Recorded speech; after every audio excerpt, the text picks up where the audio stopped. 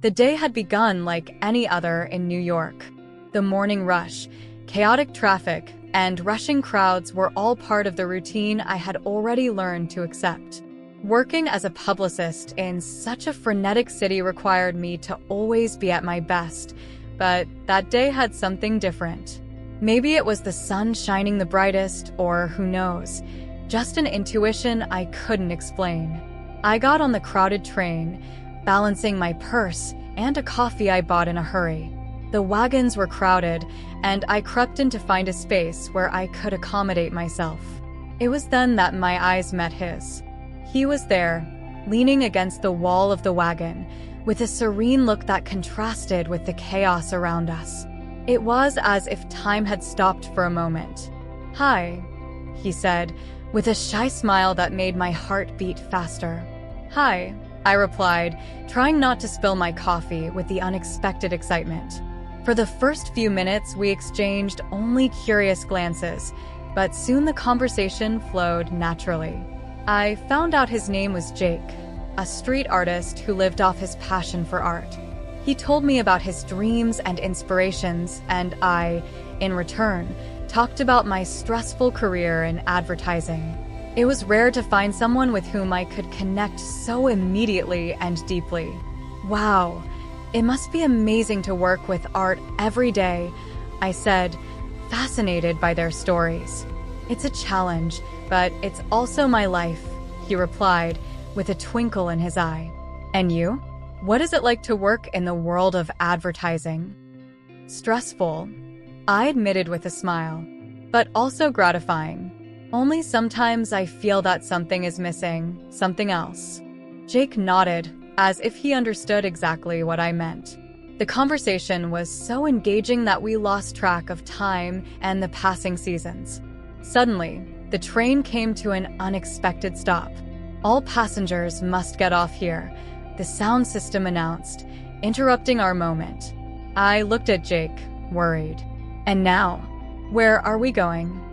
He smiled, reassuring me. "Don't worry, I'll get off at this station, but I promise I'll meet you at the next one." That promise, so simple and direct, filled me with hope. We went downstairs together, and he gave me a piece of paper with a hastily written phone number. "See you next season," he said, before disappearing into the crowd. I waited anxiously on the platform, my heart beating fast. The minutes turned into eternity, but Jake did not appear. I looked at the paper in my hand, only to realize that the number was incomplete. "It can't be," I muttered, desolate. The next train arrived, but I had no desire to board. I stood there, looking at the faces that passed by, hoping to see that smile again. But he didn't come back.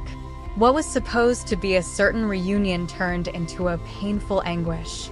I returned home with the feeling that something precious had slipped through my fingers. The image of Jake, his smile, and the unfulfilled promise were etched in my mind. I knew I needed to find him, but how? New York was huge, and he could be anywhere.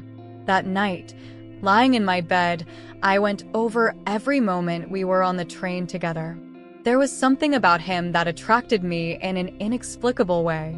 Maybe it was his passion for art, or the way he made everything look so simple and beautiful. Either way, I was determined to find him. The next day, I began my search. I knew it wouldn't be easy, but I was willing to try. Jake had left a mark on me, and I couldn't just let him disappear without a fight. After all, meetings like ours do not happen every day, and I could not let him become just a memory. Getting back into a routine has never been harder. Every street corner in New York City seemed to whisper his name, Jake. My mind, once occupied with deadlines and demanding clients, now swirled with memories of that brief encounter on the train. I couldn't stop thinking about the intensity of his eyes, the passion with which he talked about art, and the way he made me feel alive in such a short time. Subway stations have become an obsession. Every morning, every afternoon, I looked at the faces around me, desperately searching for the one who had disappeared so suddenly. Maybe today, I repeated to myself, trying to keep hope alive. But the days turned into weeks, and Jake remained only an ephemeral memory. It was on a rainy afternoon, as I wandered aimlessly through the streets of Midtown, that I decided I needed to do more. If he was an artist, he'd leave a trail around town. I started visiting art galleries, attending exhibitions and cultural events, always hoping to find some clue about Jake. New York art was vibrant, but nothing seemed to lead to the man I was looking for. On one of those nights, in a small gallery in Soho, my fate changed. The exhibition was about street art, and I was lost in thought before an especially touching graffiti when a soft voice interrupted my reveries. "I saw you here before, looking for something," said a woman with short colored hair. "Or someone." I nodded, surprised by the direct approach. "I'm looking for an artist. His name is Jake Thompson. Do you know him?" Her face lit up with a smile of recognition. "Jake? Sure, we're friends. My name is Sarah." My heart jumped. Finally, a connection. "Do you know where he is?" "I met him on the train, but he got off at the wrong station, and since then I can't stop thinking about him." Sarah laughed softly. "That sounds typical of Jake. He was always kind of erratic, but in a charming way. He mentioned something about you, but didn't give many details. He's like that, kind of mysterious." I told him about my incessant search and how I needed to find him. Sarah seemed to ponder for a moment before speaking again. Jake talked a lot about a mural he painted in a less frequented area of the city. "Maybe you will find some clue there." And that's how I found myself in a part of New York that I rarely visited. The mural was gigantic, vibrant, and each brushstroke seemed to carry a piece of Jake's soul. I spent hours admiring the work, looking for something, anything that could lead me to it. It was then that I noticed a small inscription in the lower right corner, barely noticeable. "To ETH, follow the trail of art. J.T." My eyes filled with tears. He had left a message for me. That was the sign I needed, the confirmation that he thought of me, too. From that moment on, my search took on a new breath. I was determined to follow the trail of art, to find every clue Jake could have left for me. I turned to Sarah, who had accompanied me to the mural. "Do you think he left more messages like this?" Sarah smiled, seeming to share my hope. "If I know Jake, he must have left several. He was always an incorrigible romantic." And so, my search continued. But now, there was a way forward, an art trail that would lead me to Jake. Each new clue, each new sketch or graffiti brought me closer to him. The city, once so vastly indifferent, now seemed to conspire in my favor, revealing hidden secrets and bringing me one step closer to the love I had found and lost on a crowded train. The hidden message on Jake's mural led me to a small cafe hidden among the backstreets of Brooklyn. It was a charming place, with a red brick facade and large windows that let sunlight in, illuminating the vintage and cozy decor. I walked in, my heart pounding, hope mixed with anxiety, to finally find some concrete clue about Jake. "Good morning. What will you want?" asked the barista behind the counter, a welcoming smile on her face. "Coffee, please," I replied, trying not to look too nervous as I looked around for any sign of Jake. While waiting, I noticed an old, worn-out notebook left on one of the tables in the corner. Something told me that notebook was important. With coffee in hand, I went to the table and picked up the notebook. As I opened it, I found pages and pages of sketches, personal notes, and scribbled thoughts. It was like I was leafing through Jake's soul.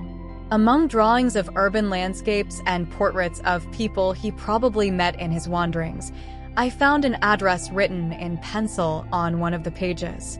"This is the place," I murmured to myself, feeling a mixture of excitement and apprehension. Maybe that's where I'd finally find him. I took a taxi and drove to the noted address. When I arrived, I saw that it was an abandoned art gallery. The windows were dusty, and the facade, deteriorated by time, gave an air of melancholy to the place. I entered, my footsteps echoing in the empty interior. There was no sign of Jake. "Jake," I called, my voice sounding small in the immense space. No one answered. I decided that if Jake wasn't there, maybe I could lure him. I found some of his work stored in a corner and carefully began to organize a small exhibition. I spent hours cleaning the space, hanging the paintings, and arranging the sketches in a way that highlighted Jake's talent. When I finished, the place seemed transformed. Jake's works brought life to the abandoned gallery. The night of the exhibition has finally arrived. Inviting people over was easier than I expected. Jake's art had a magnetism that appealed to both curious and art lovers. While the guests watched the works, I could not take my eyes off the door, waiting for Jake to appear. It was then that a mysterious man entered. He wore a long coat and a hat that partially hid his face. He walked slowly through the gallery, watching each work with a deep interest. "Do you know the artist?" I asked, approaching him. "Yes," he replied, without taking his eyes off one of the paintings. "I've known Jake since I was a kid. I'm Ethan." "Ethan." Surprise overtook me. "Are you friends with Jake? Can you help me find him?" He turned to me, his eyes serious and piercing. "Jake is running from a personal problem. That's why he's been hiding.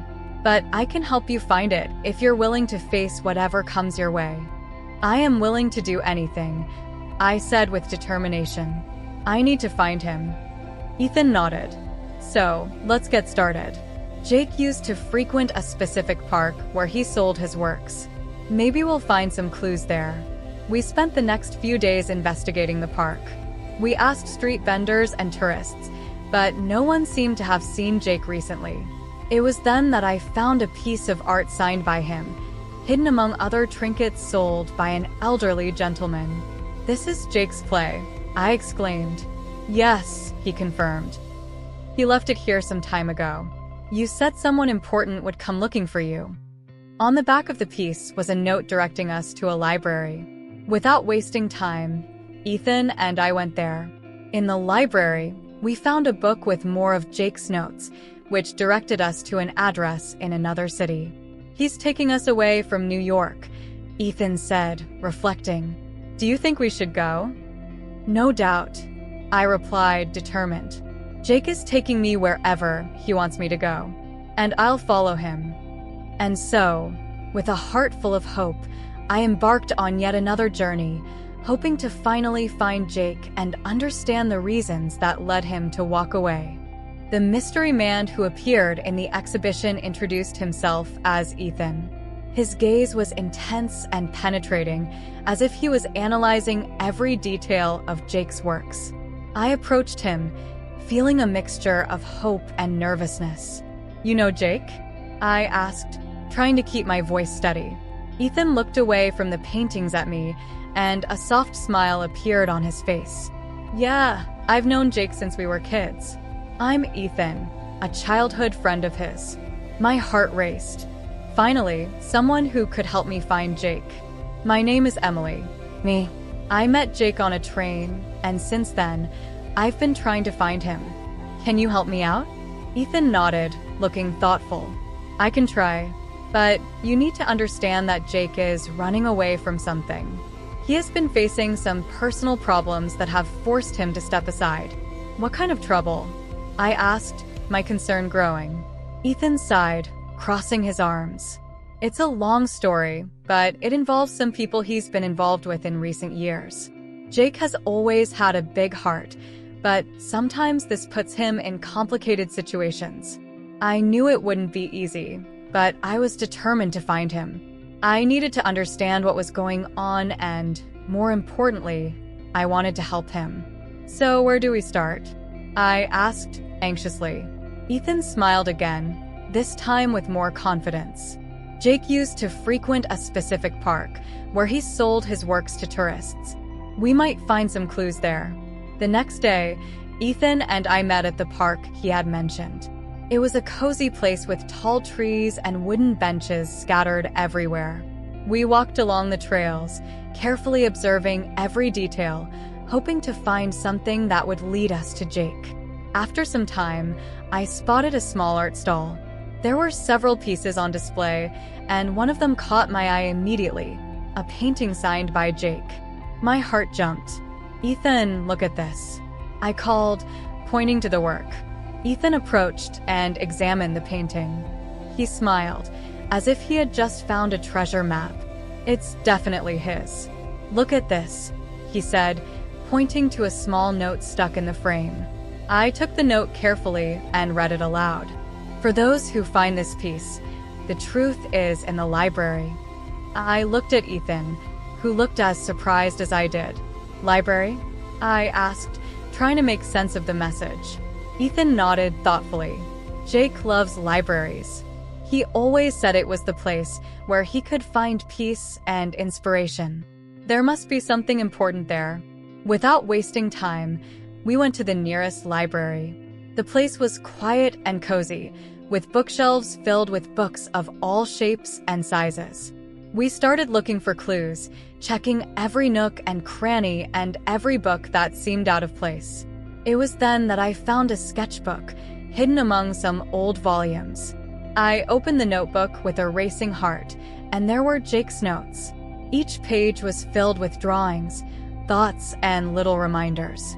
On one of the pages was a handwritten address. "I think we found something," I muttered, showing Ethan the page.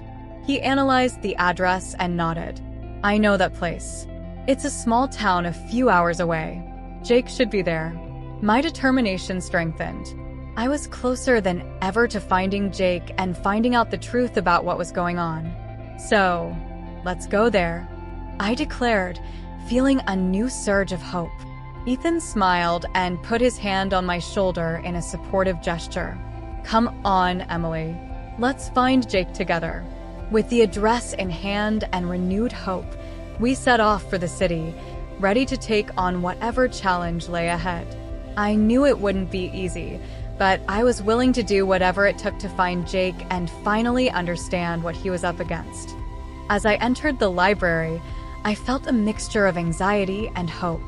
It was a cozy place with dark wooden shelves and the comforting smell of old books. My eyes scanned the bookshelves, looking for any clue that would lead me to Jake. I remembered the notes on the mural and in the notebook that guided me there. My heart raced at the thought that he could be so close. I walked over to the art section and began examining the books one by one. After a few minutes, I found a worn volume with the cover illustrated by a famous artist. When I opened it, I saw that there were annotations in the margins of the pages. I immediately recognized Jake's handwriting. "Dear Emily, if you are reading this, it means you have followed all the clues so far. I knew you could do it.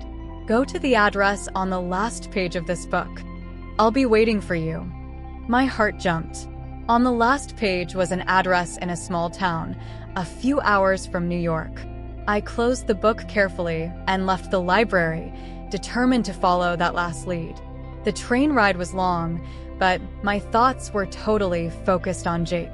What would he be doing in that city? Why did you hide? Upon arrival, the city seemed quiet and welcoming, with paved streets and charming houses. I followed the address noted in the book, which led me to a small art studio. I took a deep breath and knocked on the door. I heard footsteps on the other side. The door opened and there was Jake. His eyes widened at the sight of me. He looked surprised, but also relieved. "Emily, you really came," he said, with a shy smile. "Jake, I've been looking for you everywhere," I replied, trying to contain the emotion in my voice. He invited me in and showed me his studio. There were screens everywhere, some completed, others still in process. The soft light of the evening illuminated the room, creating an almost magical atmosphere. "I knew you would find me, Emily. I got off at the wrong station on purpose. I needed to protect you from the problems I was facing. But that doesn't mean I didn't want to see you again," Jake explained, looking into my eyes. "Jake, I don't care about your problems. All I want is to be with you, face all this together," I said, holding her hand. He shook my hand back and sighed, as if a weight was being lifted from his shoulders. I was involved in some complicated situations, people I owed money because of a project that went wrong. "I didn't want you to be involved in that," Jake revealed. "You don't have to face this alone, Jake. We can find a solution together," I replied, determined. As we talked, a sound of footsteps echoed outside. Jake looked out the window, his expression changing to concern. "Emily, I think we need to get out of here.